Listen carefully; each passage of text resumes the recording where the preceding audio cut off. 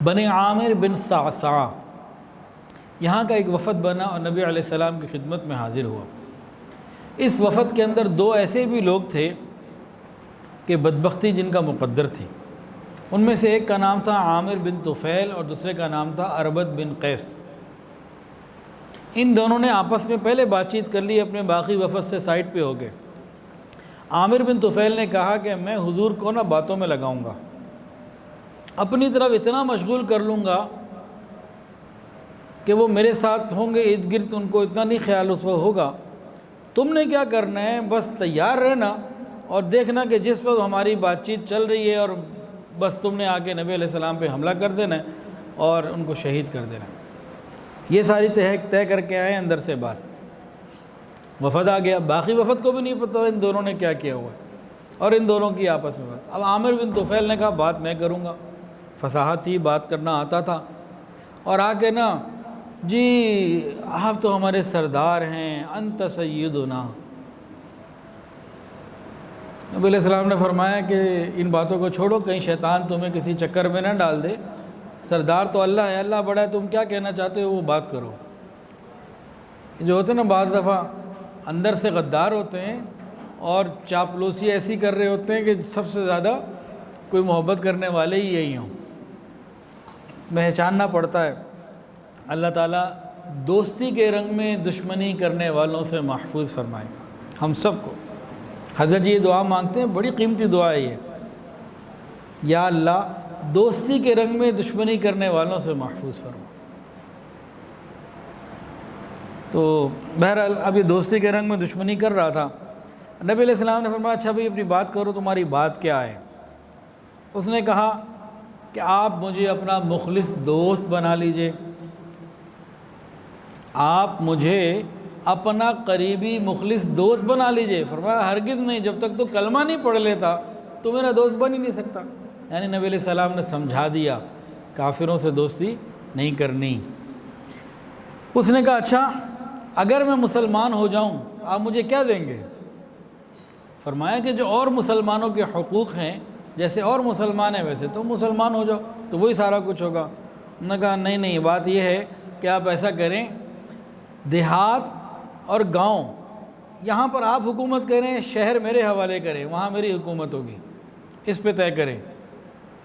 اور اگر آپ یہ نہیں مانتے تو پھر میں غسان سے اتنی فوج لے کر آؤں گا کہ پورا مدینہ میری پیادہ اور سوار فوج سے بھر جائے گا۔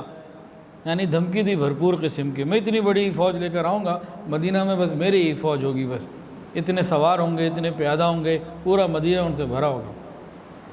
جب یہ بات کی تو نبی علیہ السلام نے فرمایا اللہ تعالیٰ تجھ کو اس بات کی قدرت ہی نہیں دے گا۔ خیر بات چیت ہوتی رہی، پھر یہ چلا گیا۔ جب گیا تو جاتے ہی اس کو ملا اربد کو کہا ارے بدبخت تو نے ابھی تک حملہ ہی نہیں کیا، میں اتنی دیر سے باتوں میں لگائے رکھا ہوا تھا، کیا ڈرپوک آدمی ہے، تو نے کچھ نہیں کیا؟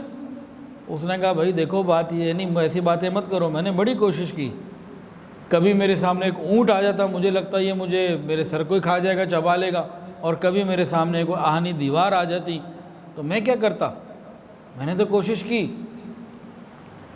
ادھر جب یہ لوگ گئے ہیں تو حضور صلی اللہ علیہ وسلم نے دعا مانگی یا اللہ اس عامر ابن طفیل کے شر سے مجھے بچا لے۔ آپ کی دعا قبول ہو گئی۔ ہوا کیا، یہ جب وفد وہاں سے روانہ ہوا اچھا اس وفد کے اکثر لوگ تو مسلمان ہو گئے تھے ان دو کے علاوہ۔ یہ جب وفد روانہ ہوا تو عامر ابن طفیل کو راستے میں طاعون ہو گیا، کینسر، گھوڑا نکل آیا، مرنے لگا۔ تو اس نے کہا بھی مجھے میرے گھوڑے پہ بٹھاؤ، کیونکہ عرب کے اندر بستر پہ مرنا یہ برا سمجھا جاتا تھا، شرم آتی تھی کہ بہادر آدمی میدانوں میں مرتے ہیں، بستر پہ تو بزدل مرتے ہیں۔ تو اس نے کہا مجھے گھوڑے پہ بٹھاؤ، تو گھوڑے پہ بٹھا دیا۔